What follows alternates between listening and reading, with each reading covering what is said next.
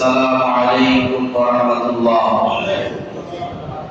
আল্লাহ পাকের আলিশান আমরা সর্বপ্রথম অসংখ্য অগণিত শুকরিয়া জ্ঞাপন করব সেই মহান মাবুদের দরবারে, যে মহান আল্লাহ পাক সুবহানাহু ওয়া তাআলা আজকের এই পবিত্রতম 26 সফর 12ই ভাদ্র 30 আগস্ট 2024 ইংরেজি শুক্রবার জুমার নামাজ আদায়ের উদ্দেশ্যে আল্লাহর পবিত্র মসজিদের ভিতরে আসমান এবং বসার তৌফিক দান করে দিয়েছেন।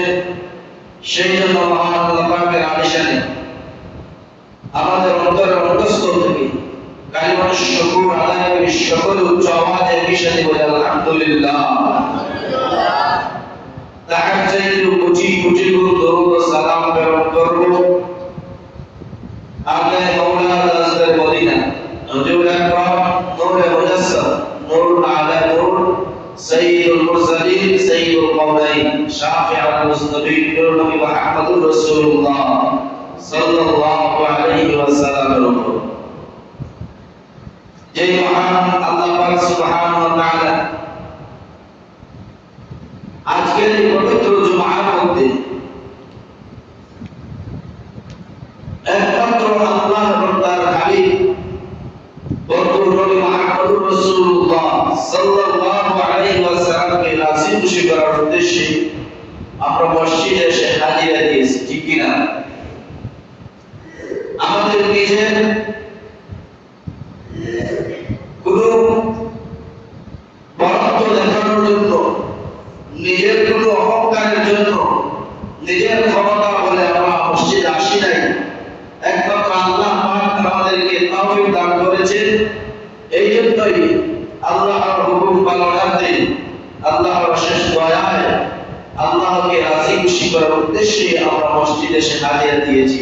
সেই হাজিরাটা দেওয়াকে আল্লাহ পাক যেন কবুল ও মঞ্জুর করে সকলে বলে আল্লাহুম্মা আমিন। আমাদের আলোচ্য বিষয় ছিল, গত সপ্তাহে আমরা আলোচনা করেছি, যেহেতু আমরা মানুষ বলতে আমাদের ভুল ত্রুটি রয়েছে, ভুল ত্রুটির মধ্যে কেবলই অহংকার, টাকাপুরি, বংশ গৌরবের অহংকারে যেন আমাদের ভেতরে না আসে, সে বিষয়ে আমরা আলোচনা করেছিলাম। এই জন্য সেই উদ্দেশ্যে আজকে আরেকটা হাদিস আলোকপাত করব, তারপর সেই আলোচনার ভিতরে আমরা ঢুকবো। আল্লাহ পাক রব্বুল আলামিন তার বন্ধু প্যারা হাবিব সরকার তো আলম নবী মুহাম্মদুর রাসূলুল্লাহ সাল্লাল্লাহু আলাইহি ওয়াসাল্লাম নবী সাহাবী জলিল কদর সাহাবী হযরত মাসউদ রাদিয়াল্লাহু তাআলা হতে বর্ণনা, وعن ابن مسعود رضي الله تعالى عنه قال قال رسول الله صلى الله عليه وسلم وعن ابن مسعود رضي الله عنه عن النبي صلى الله عليه وسلم لا تزول قدم ابن آدم يوم القيامة من عند ربه حتى يسأل عن خمس عن عمره فيما أفنى। আল্লাহর বন্ধু প্যারা হাবিব সাইয়্যিদুল মুরসালিন নবী মুহাম্মদুর রাসূলুল্লাহ সাল্লাল্লাহু আলাইহি ওয়াসাল্লামের সাহাবী হযরত মাসউদ রাদিয়াল্লাহু তাআলা আনহু তিনি বর্ণনা করছেন, কাল কিয়ামতের ময়দানে কঠিন মুসিবতের সময়, হাসরের দিন, বিচারের দিন যখন আমরা দণ্ডায়মান হব, কিয়ামতের ময়দানে আপনাকে আমাকে যখন দাঁড় করানো হবে, তখন আমাদের কাছ থেকে 5টি প্রশ্নের জিজ্ঞাসা নেবেন। 5টি প্রশ্নের জিজ্ঞাসা নেবেন, ইসআলু আন খামসিন আন উমরিহি ফিমা আফনা। যতক্ষণ পর্যন্ত আমরা সেই 5টি প্রশ্নের জবাব না দিতে পারবো, ততক্ষণ পর্যন্ত আমাদেরকে সামনে একটি কদম অগ্রসর হওয়া যাবে না। অগ্রসর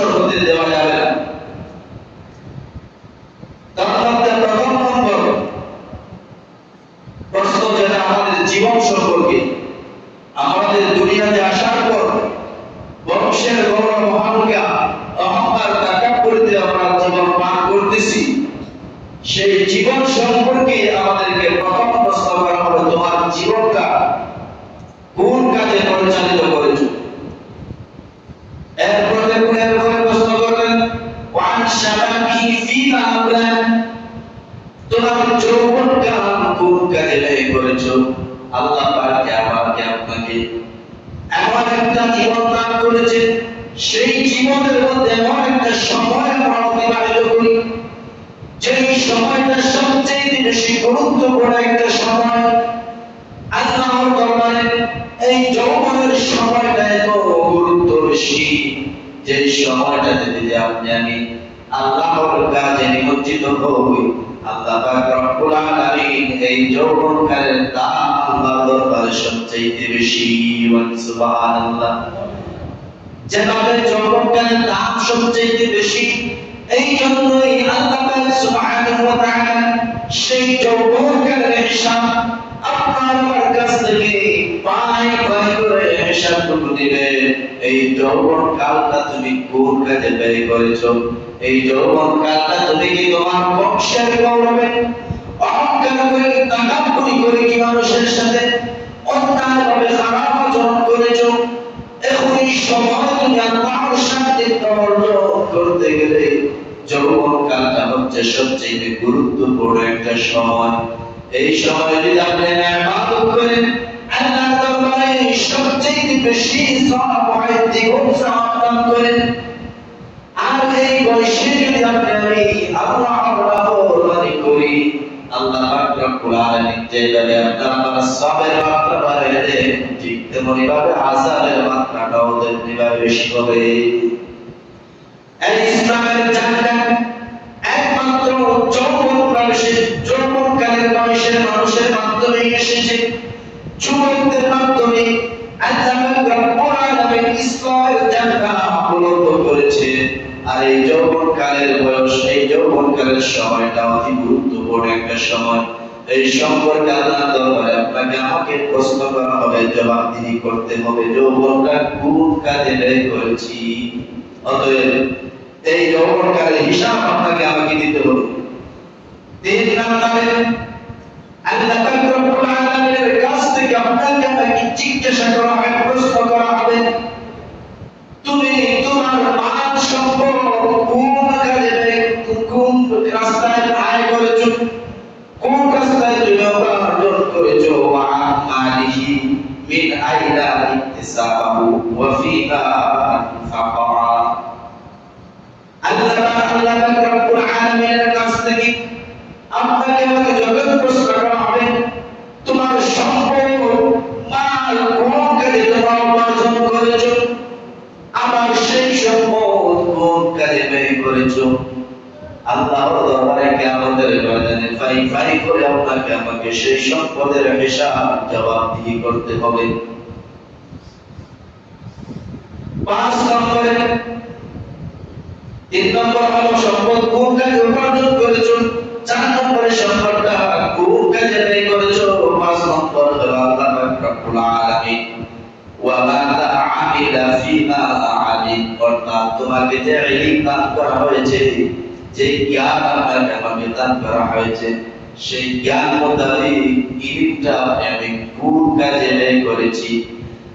আল্লাহর রাস্তায় মানুষকে ডাকলাম কি ডাকলাম না, অথবা সেই ইলম অনুযায়ী আপনার আমার নিজের জীবনে কতটুকু বাস্তবায়ন করেছি, আমল করতে পেরেছি, সেই হিসাব কঠিন মুসিবতের সময় হাসরের ময়দানে আপনাকে আমাকে পাই পাই করে হিসাব দেয়া লাগবে। এরপর আপনার আমার সামনের দিকে অগ্রসর করা হবে। এই 5টা প্রশ্নের জবাব দেওয়ার পর্যন্ত সামনের দিকে আমি একটা কদম অগ্রসর করতে পারবো না, যতক্ষণ না এই 5টা প্রশ্নের জবাব দেব। অতএব আসুন আমরা আমার জীবনটা, আপনার আমার যৌবনকালটা আল্লাহর রাস্তায় সঠিক নিয়মে নবীর তরিকায়, সুন্নাত তরিকায় জীবন যাপন করতে পারি। অতএব বংশের মর্যাদা তখনই আপনার আমার রাখবে যখন আপনি আল্লাহর হুকুম মোতাবেক নবীর তরিকায় যদি জীবনটা পরিচালনা করে যেতে পারি। কাল কিয়ামতের ময়দানে আল্লাহ পাক রব্বুল আলামিন তখন আপনার আমাকে উজ্জ্বল সুন্দর একটা বংশের মধ্যে জন্মগ্রহণ করার কারণে আল্লাহ পাকের দরবারে আমরা সেই বংশের গৌরব মর্যাদা নিয়ে কাল কিয়ামতের ময়দানে দাঁড়াইতে পারবো, নতুবা সেই বংশের মর্যাদা কাল কিয়ামতের ময়দানে আপনার আমার কোনো কাজে আসবে না। আমরা গত সপ্তাহে সেই সম্পর্কে কিছু ঘটনা শুনেছি। বিভিন্ন ঘটনা সম্পর্কে আমরা বিভিন্ন পর্যায়ে পাঠ্য আকারে আমরা কিছু ব্যাখ্যা বিশ্লেষণ করেছি। দ্বিতীয় একটি পাঠ, আল্লাহ পাক রব্বুল আলামিন আপনার আমার প্রতি ন্যায়পরায়ণ। আল্লাহ তাআলা ন্যায়পরায়ণ, সন্তানের অপরাধে পিতাকে নিন্দা, পিতার অপরাধে সন্তানকে তিনি জাহান্নামে দেন না। আলোচ্য হাদিসে যা বলা হয়েছে তা আল্লাহর পক্ষ থেকে সংবাদ মাত্র। আল্লাহ তাআলা জানেন কোন বংশধরের বংশে লোকটি জন্মগ্রহণ করেছে। এখানে পিতার বাপের শাস্তি পুত্রকে দেওয়া হবে না। আমরা যখন কোরআনের আয়াত এবং ঘটনাগুলো পড়ি, আমাদের উচিত আল্লাহর সঙ্গে শিষ্টাচার বজায় রাখা। আল্লাহ রাব্বুল আলামিন পরম ন্যায়পরায়ণ, তার ইনসাফ সম্পর্কে সংশয়ের কোনো অবকাশ নেই। আল্লাহ তাআলা পরম দয়ালু, তার কোনো করুণা সম্বন্ধে সন্দেহের কোনো সুযোগ নেই। যদি তিনি বান্দাকে শাস্তি দিয়ে থাকেন, আল্লাহ তাআলা যেখানে মানুষের প্রতি সুনাম লালন করার নির্দেশ দিয়েছেন, সেখানে স্বয়ং আল্লাহর ব্যাপারে আমাদের ধারণা কেমন হওয়া উচিত। সাবধান সাবধান, বলো কখনো যেন আমরা আল্লাহর কাজকে মানুষের কাজের সঙ্গে কিংবা মানুষের কাজকে আল্লাহর কাজের সঙ্গে তুলনা করব না। আল্লাহ তাআলা সব ধরনের জুলুম, আল্লাহ পাক রব্বুল আলামিন সব ধরনের জুলুম থেকে বহু ঊর্ধ্বে। মানুষ যখন প্রচন্ডভাবে রেগে যায়, তখন দুজখীদের সাথে নির্দোষদের পাকড়াও করে, কিন্তু আল্লাহ রাব্বুল আলামিনের ব্যাপারে এমনটা কল্পনা করা যায় না। বরং আল্লাহ তাআলা অনেক অপরাধীকে দয়া করে ক্ষমা করে দেন। সামান্য একটি কুকুরকে তৃষ্ণা নিবারণের কারণে তিনি যেই বেশ্যা নারীকে জান্নাত দান করতে পারেন, লোকদেরকে ক্ষমা করে দিতে পারেন, তিনি হচ্ছেন মহান সেই আল্লাহ, যিনি অসংখ্য অগণিত গুনাহগার বান্দাকেও তার দয়ায় আল্লাহ মাফ করে দিতে পারেন। সুবহানাল্লাহ। এই জন্য যদি সে কখনো ভালো কাজ করেনি, সেই বেশ্যা মহিলাটাকে আল্লাহ একটা কুকুরকে তৃষ্ণা নিবারণ করার জন্য পানি পান করিয়েছে, তার জীবনে কোনো ভালো কাজ নেই, সেই কাজ কুকুরকে তৃষ্ণা নিবারণ করার কাজটা আল্লাহর কাছে এত প্রিয় হয়েছে, পছন্দ হয়েছে, সেই কাজটাকে উসিলা করে আল্লাহ পাক রব্বুল আলামিন সেই নারীটাকে জান্নাতের বাসিন্দা বানিয়ে দিয়েছেন। সুবহানাল্লাহ। তাদের দেয়াল আরেকজন ব্যক্তি ছিল, সৎকর্মের কারণে তিনি সন্তানদেরকে সম্মানিত করেন। তাদের দেয়াল মেরামতের জন্য মুসার মতো নবী এবং খালিদের মতো বুজুর্গকে পাঠিয়ে দেন। তবে তিনি কখনো বদকার আত্মীয়দের কারণে নেককারকে পাকড়াও করেন না, অর্থাৎ কোনো বদকার লোকের কারণে নেককারকে কখনো পাকড়াও করবেন। অতএব আল্লাহ পাক রব্বুল আলামিনের এই সমস্ত দয়ার সাথে আল্লাহর কোনো কাজের সাথে মানুষের কোনো কাজের যেন আমরা অংশীদারত্ব না করি, সেদিক থেকে আমাদেরকে লক্ষ্য করে আমাদের জীবনটা পরিচালনা করতে হবে। চতুর্থ পাঠ, সালাতের বিনয়ের গল্প। বিনয়ী মুখ, জান্নাত সরল গমন, বিনয়ী লোকদের আবাস, আর জাহান্নাম রূপ হলো স্বভাবের অহংকারীদের ঠিকানা। জান্নাত হলো বিনয়ী লোকদের আবাসস্থল, আর জাহান্নাম হলো দৃঢ় স্বভাবের অহংকারীদের ঠিকানা। রাসূলুল্লাহ সাল্লাল্লাহু আলাইহি ওয়াসাল্লামের বিনয় দেখুন, হাদিসে এসেছে তিনি সাহাবীদেরকে তার সম্মানে আল্লাহ পাক রব্বুল আলামিন কেমন বিনয়ীদেরকে ভালোবাসেন। বিনয়ী হচ্ছে আল্লাহ তাআলার একটা খাঁটি বান্দার গুণ। বিনয়ী হওয়া, নম্রতা হওয়া, ভদ্র হওয়া এটা ভালো মানুষের গুণ। এই গুণটা কার মধ্যে আছে? এই গুণগুলো থাকলে আল্লাহ পাক রব্বুল আলামিন কেমন মর্যাদা আশীষ করেন। যেমন সাহাবায়ে কেরামের আমল, মহৎ বিনয় ছিল। তারা রাসূল পাক সাল্লাল্লাহু আলাইহি ওয়াসাল্লাম সহ তার সাথীদেরকে, অন্যান্য মানুষদেরকে যতটুকু সম্মান দেওয়ার কথা ততটুকু সম্মান তারা দিতেন। আল্লাহ পাক রব্বুল আলামিন তার প্যারা হাবিব মুহাম্মদুর রাসূলুল্লাহ সাল্লাল্লাহু আলাইহি ওয়াসাল্লামকে বলা হচ্ছে, একটা আরবি প্রবাদ দিয়ে লিখেছেন, ওয়াকু ফিল আজিজ আলাইয়া ফারদুন ওয়া তারাকুল ফারদি মা হুয়া মুস্তাকিমুন আজিবতু লিমান লাহু আমালুন ওয়া ফাহু ইয়ারা হাদাল জামাল ওয়া লা ইয়াকুম। প্রিয় নবীর সম্মানে আল্লাহ নবী সাইয়্যিদুল মুরসালিন নবী মুহাম্মদুর রাসূলুল্লাহ সাল্লাল্লাহু আলাইহি ওয়াসাল্লামের সম্মানে যে আমরা দাঁড়াই, আল্লাহ নবীর সম্মানে দাঁড়ানো হলো ফরজ, আর ফরজ পরিত্যাগ করা কোনোভাবে সঙ্গত নয়। আমি আশ্চর্য হই যে জ্ঞান বুদ্ধি আছে এমন কেউ জামাত এবং শুভা দেখবে আর দাঁড়াবে না, এমনটি কিভাবে হতে পারে?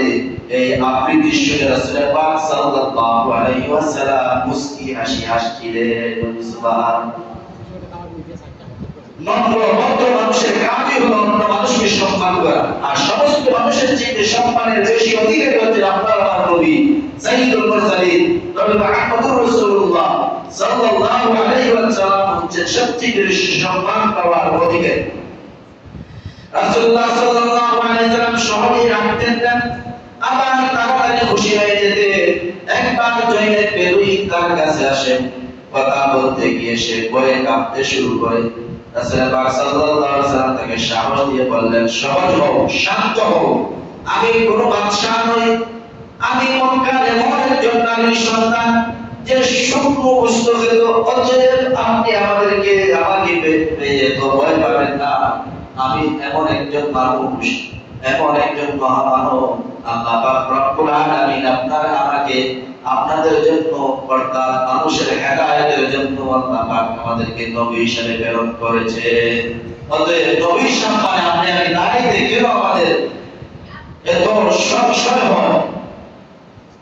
এই জন্য আল্লাহ রাসূল সাল্লাল্লাহু আলাইহি ওয়াসাল্লামের সামনে নবীর সম্মানে দাঁড়ানোর জন্য দাঁড়ানো আমার জন্য ফরজ, আর ফরজ পরিত্যাগ করা কোনোভাবে সংযত নয়।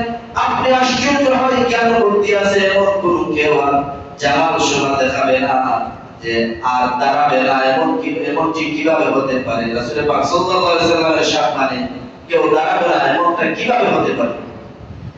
রাসূল পাক সাল্লাল্লাহু আলাইহি ওয়াসাল্লাম একবার আপন জায়গায় বসেছিলেন, যদি এক দাসী এসে তার কাছে সাহায্য চায়, রাসূলের আদর্শ কিভাবে তিনি দেখাচ্ছেন। একজন দৈনিক তার কাছে আসে সাহায্য চায়, সে তাকে একদিকে নিয়ে চলে গেলেন, তিনি দাসীর সাথে চলতে থাকলেন। তিনি জানতেন না দাসী তাকে কোথায় নিয়ে যাচ্ছে। অবশেষে রাসূল পাক সাল্লাল্লাহু আলাইহি ওয়াসাল্লাম তার মালিকের কাছে সুপারিশ করে, অনুরোধ করে মালিককে তার কোনো কাজে পাঠিয়েছে, সে ফিরতে দেরি করে ফেলেছে, অর্থাৎ সেই দাসীটা কোনো এক কাজে পাঠিয়েছে। রাসূল পাক সাল্লাল্লাহু আলাইহি ওয়াসাল্লামের সাথে সে কথোপকথন চলতেছে, রাসূল পাক সাল্লাল্লাহু আলাইহি ওয়াসাল্লামের সাথে চলা শুরু করেছে বিদায় মালিকের সাথে ফিরতে তার কিছু দেরি হয়েছে, বিলম্ব হয়েছে। এবং সে রাসূল পাক সাল্লাল্লাহু আলাইহি ওয়াসাল্লামকে বলতেছে, আমি তো মালিকের কাছে যাইতে আমার দেরি হয়ে যাচ্ছে, মালিক না জানি আমাকে কি করে বসে। আপনার আমার নবী সাইয়্যিদুল মুরসালিন নবী মুহাম্মদুর রাসূলুল্লাহ সাল্লাল্লাহু আলাইহি ওয়াসাল্লাম দাসীর পক্ষ হয়ে সেই মালিকের কাছে সুপারিশ করেছে, হে মালিক, আপনার দাসী আমার কাছে সে একটু সময় পার করেছে, অতএব তার দিকে আপনি আঙুল তুলবেন না, তাকে কোনো শাস্তির কাঠগড়ায় দাঁড় করাবেন।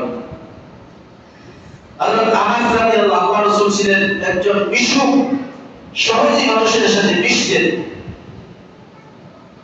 এবং সহজ সরল জীবন যাপন করতেন। কেবলমাত্র নবী রাসূল সাল্লাল্লাহু আলাইহি ওয়াসাল্লাম আল্লাহর ভালোবাসায় আল্লাহ থেকে মানুষকে নিয়ে আসার জন্য তাদের আদর্শ দ্বারা, তাদের বুদ্ধিমত্তা দ্বারা, আদর্শ দ্বারা, আখলাক দ্বারা, চরিত্র দ্বারা মানুষদেরকে তাদের কাছে বিনতে বসিয়েছে। অর্থাৎ মানুষকে তারা ভালোবেসেছে, সহজেই মানুষের কাছে ভালোবাসার বিনিময়ে মানুষ তাদের কাছে অটোমেটিক চলে আসছে। এটাই হলো মানুষের গুণ, মানুষের আদর্শ দেখে, আপনার আমার আদর্শ দেখে, চরিত্রের গুণাবলীতেই আপনার আমার কাছে সাক্ষীতে মানুষ আসতে পারত। এই জন্য রাসূল পাক সাল্লাল্লাহু আলাইহি ওয়াসাল্লাম এমন নয় যে সবসময় মানুষকে আদেশ করতেন, তিনি মানুষকে খেলাও পছন্দ করতেন। মিশকাত শরীফের একটা হাদিস আছে, বাবুল মেজাজ, অর্থাৎ তিনি কৌতুক করতেন। কৌতুকতা একটা হাদিস এসেছে, সেখানে একটা পাখির নাম ছিল নোগায়ে। হযরত আনাস রাদিয়াল্লাহু তাআলা আনহুর ভাই, হযরত আনাস রাদিয়াল্লাহু তাআলা আনহুর ভাই সঙ্গে তিনি খেলা করতেন। রাসূল পাক সাল্লাল্লাহু আলাইহি ওয়াসাল্লামের সাহাবী হযরত আনাসের একজন ভাই ছিল, তার নাম ছিল উমাইর। উমাইর ছিল তার নাম। সেখানে তিনি রাসূল পাক সাল্লাল্লাহু আলাইহি ওয়াসাল্লাম উমাইরের চুট্টে একটা পাখি ছিল, তার নাম ছিল নোগায়ে। আবু উমাইর নোগায়ের সঙ্গে খেলা করত। আল্লাহ রাসূলও তার সাথে খেলা করেছে এবং অনেকদিন পর যখন একবার রাসূল পাক সাল্লাল্লাহু আলাইহি ওয়াসাল্লাম তার সাথে দেখা করলেন, দেখতে পেলেন উমাইর খুব চিন্তিত, খারাপ মন নিয়ে এসে আল্লাহ রাসূলের সামনে উপস্থিত হয়েছে। আল্লাহ রাসূল জিজ্ঞাসা করলেন, হ্যাঁ উমাইর, তোমার নোগায়ের অবস্থা কি, অর্থাৎ তোমার পাখির অবস্থা কি? জিজ্ঞাসা করার পর উমাইর তিনি কাঁদতে শুরু করে দিলেন এবং কান্নায় ভেঙে পড়লেন, কাঁদতে শুরু করে দিলেন। কান্নার কারণটা তাকে জিজ্ঞাসা করার পরে তিনি বললেন, আমার পাখিটা মৃত্যুবরণ করেছে, অর্থাৎ পাখিটা মারা গিয়েছে। রাসূল পাক সাল্লাল্লাহু আলাইহি ওয়াসাল্লাম তাকে জড়িয়ে ধরে আদর করেন, প্রিয় নবীর কদমে কুরবান হোক আমাদের জান। অর্থাৎ আল্লাহর নবী শুধু আদেশ করতেন না, মানুষের সাথে ভালোবাসা দিতেন, মানুষকে ভালো ব্যবহার করতেন, তার সাথে উত্তম ব্যবহার করতেন, মানুষকে হাসানো যায় এমন কিছু তিনি করতেন। এই জন্য আপনার আমার সবসময় জীবনটা পরিচালনা করার ক্ষেত্রে আপনি আমি চিন্তা করতে হবে, আমার কথার দ্বারা, আমার ব্যবহারের দ্বারা যেন অন্য কোনো মুসলমান, অন্য কোনো ভাই, অন্য কোনো মানুষ যেন কষ্ট না পায়, সেই দিক দিয়ে আমাদেরকে লক্ষ্য করে চলতে হবে। সাহাবায়ে কেরাম অত্যন্ত বিনয় করেছেন। রাসূল পাক সাল্লাল্লাহু আলাইহি ওয়াসাল্লাম তাদেরকে কোমল উদার করে তুলেছিলেন। আবু বকর রাদিয়াল্লাহু তাআলা আনহুর আমল দেখেন, যেইনা পুরীর গর্দা হইতেন, হযরত আবু বকর সিদ্দিক খলিফা হওয়া সত্ত্বেও যেইনা পুরীর গর্দা হইতেন, অথচ তিনি ইসলামের রাষ্ট্রের খলিফা।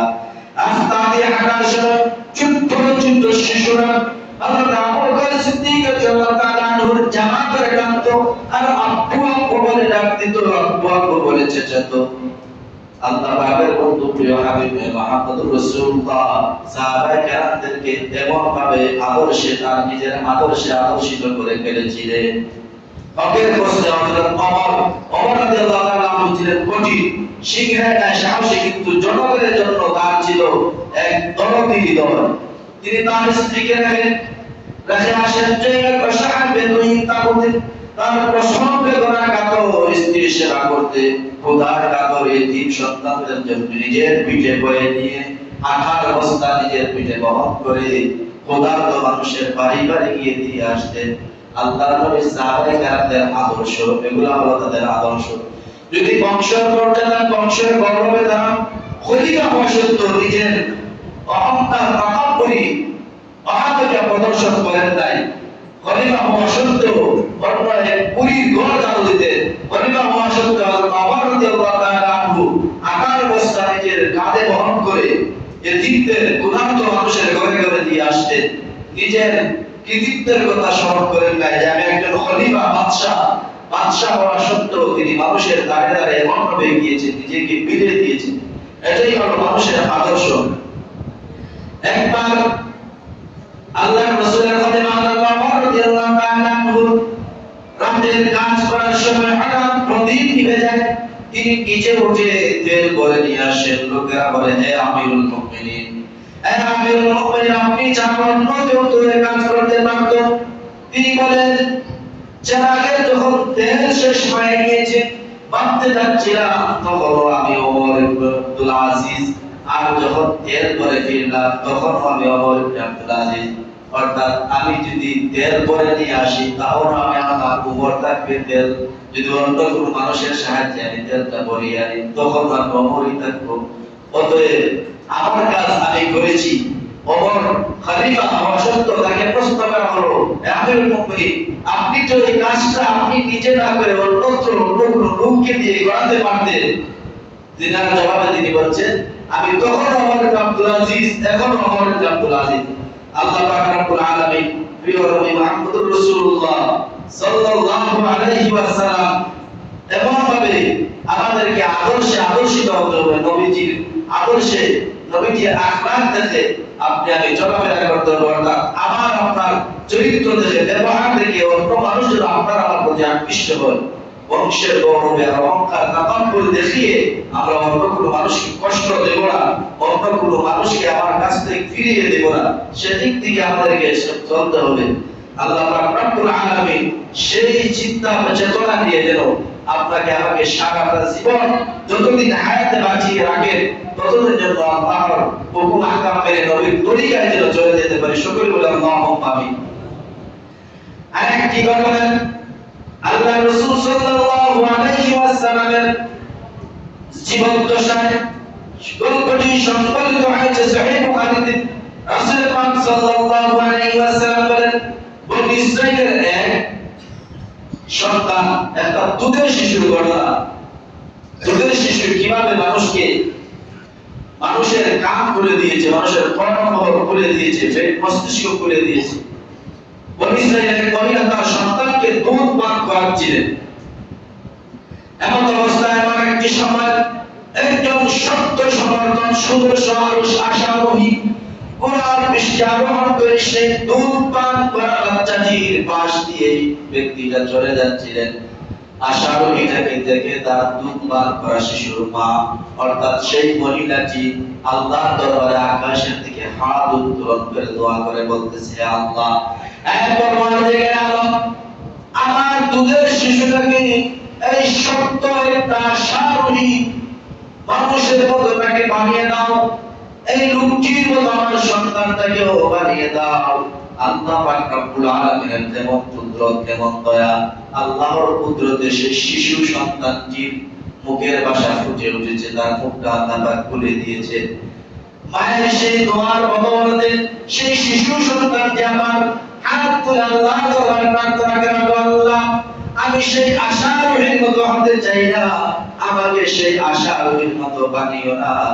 মা আমাকে আশারোহীর মতো বানাতে চায়, আমি সেই সত্য আশারোহীর মতো হতে চাই না।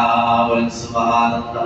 ছোট্ট বাচ্চা দুধ পান করছে, তার মুখে আল্লাহ পাক বলি ফুটিয়ে দিয়েছেন, কথা বলার ধরন শিখিয়ে দিয়েছেন।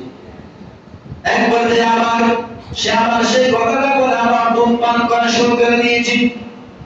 এমন অবস্থায় আরেকজন দাসী, একজন কৃতদাস গোলামকে, কৃতদাসীকে তার পাশ দিয়ে হেঁটে নেওয়া হচ্ছে।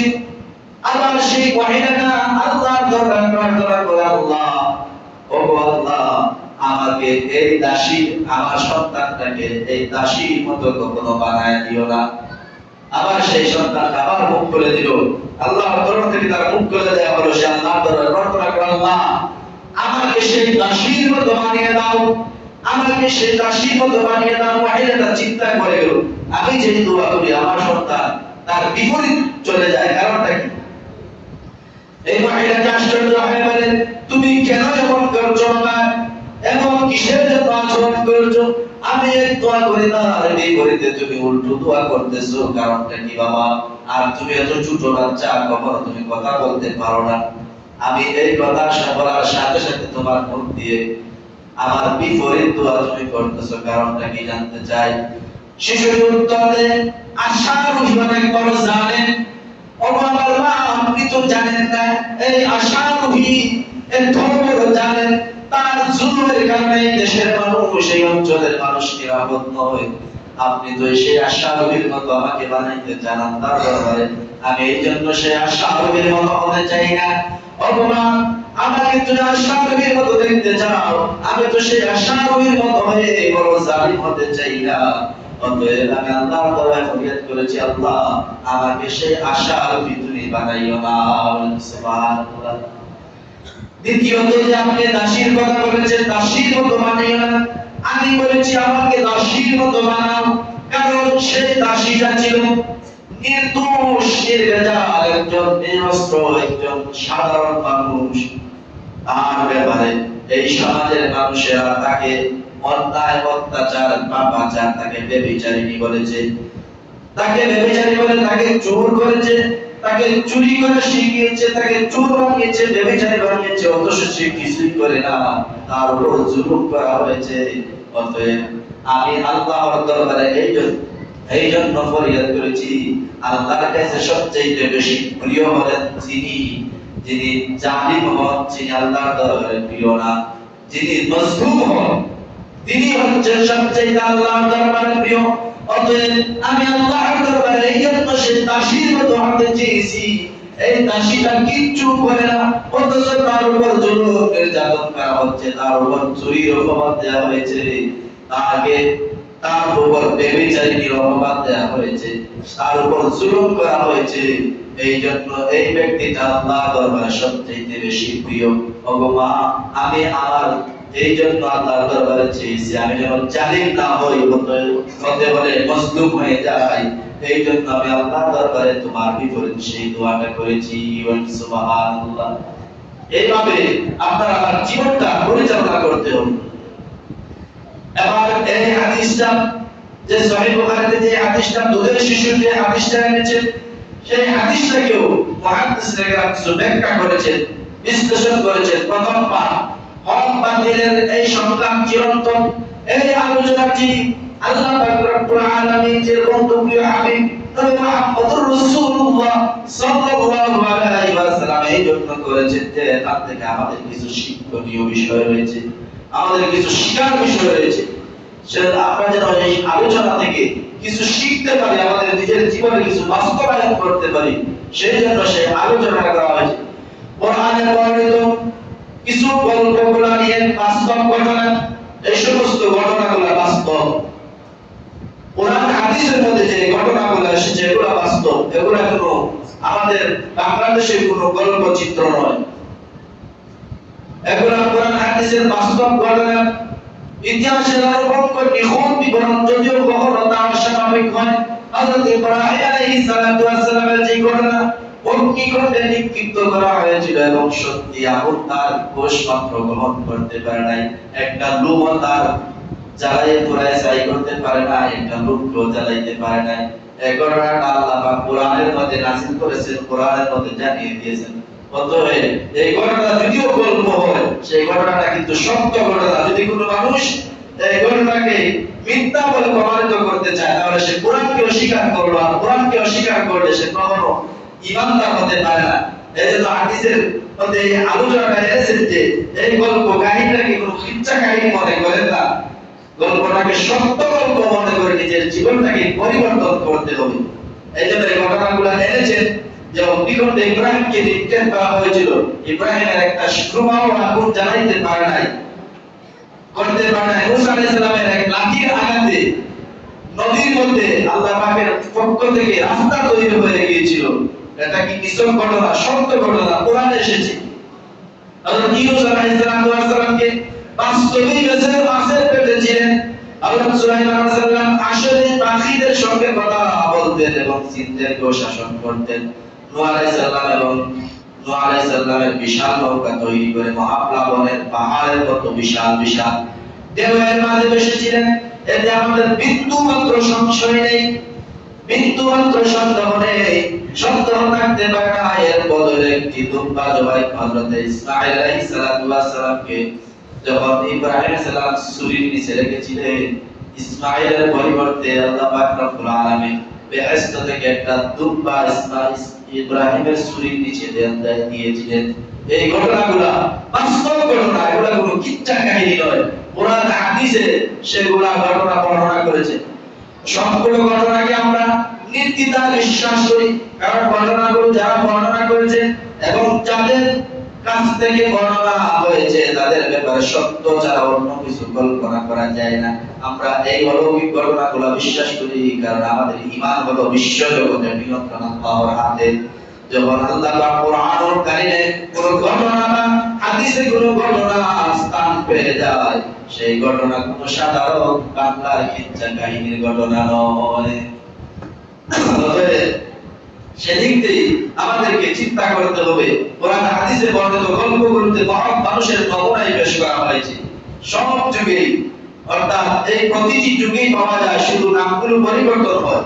ইতিহাস দিকে একটু গভীরভাবে তাকালে আপনি দেখবেন প্রতিটি যুগে রয়েছে মুসা ফেরাউন, প্রতিটি যুগে রয়েছে ইব্রাহিম নমরুদ, প্রতিটি যুগে রয়েছে জালিম শাহীন এবং আসহাবুল উখদুদ, প্রতিটি যুগে রয়েছে মুহাম্মদ এবং আবু জাহেল, প্রতিটি যুগে রয়েছে সংখ্যক মুসলিম সঙ্গে বিপুল সংখ্যকের কুরাইশদের সংখ্যা, প্রতিটি যুগে রয়েছে আমির জুরাইজের সঙ্গে জাতির নিকৃষ্ট লোকের গান্ধবী, প্রতিটি যুগে রয়েছে ফেরাউন কন্যার পরিচিকার মতো পর্বতময় সময় ইসলাম অধিকারী কুমিল্লা মাথা উঁচু করে দাঁড়িয়েছে, প্রতিটি যুগে রয়েছে ফেরাউনের মতো পাপিষ্ঠ স্বামী ছিল, আর নূহ ও লূতের স্ত্রীর মতো পাপিষ্ঠ নারী ছিল, প্রতিটি যুগে কেনানের মতো অবাধ্য সন্তান এবং আবু লাহাবের মতো জালিম চাচা ছিল। এতগুলো উদাহরণ পেশ করা করে আমরা একথাই বুঝতে চাইছি যে আমরা প্রথমবার শেষ নয়, মানব ইতিহাসের শুরু থেকে চলমান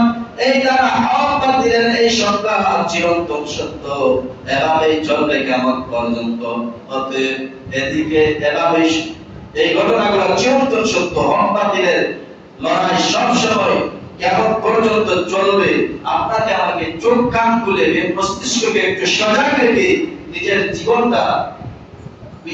জীবনটা সুন্দরভাবে পরিচালনা করার জন্য আপনার আমার মাথার মধ্যে আল্লাহ পাক যে জ্ঞান দিয়েছেন, জ্ঞান গরিমা দিয়েছেন, বুদ্ধি দিয়েছেন, সেগুলোকে বিবেক বিবেচনা দিয়েই আপনার আমার জীবনটা পার করতে হবে। বাকি অংশটুকু ইনশাআল্লাহ দ্বিতীয় পাঠ থেকে শুরু করব ইনশাআল্লাহ আগামী সপ্তাহে, সেই শেষ আলোচনাটুকু করব। আল্লাহ পাক যেন আপনাকে আমাকে নিজের জীবনটা আল্লাহর আদেশ মোতাবেক নবীর তরিকায় যেন জীবনটা পার করে যেতে পারি, তাহলে কাল কিয়ামতের ময়দানে আপনার আমার স্বপ্ন হবে জান্নাতে, আপনার আমার ঠিকানা হবে জান্নাতে। নতুবা আপনি আমি অহংকারী হিসেবে, অত্যাচারী হিসেবে, জালিম হিসেবে আল্লাহর কাঠগড়ায় দাঁড়াইতে হবে। আল্লাহ যেন আমাদেরকে সেই জালিম থেকে নিরাপদে রেখে কঠিন বাস্তবতার দিকে নিজের জ্ঞান বিবেককে কাজে রাখিয়ে আল্লাহর নবীর তরিকায় জীবনটা পার করে চলে যেতে পারি, সেই তৌফিক দান করুন। সকলে বলে আল্লাহুম্মা আমিন ওয়া আখির দাওয়ানা আলহামদুলিল্লাহি রাব্বিল আলামিন।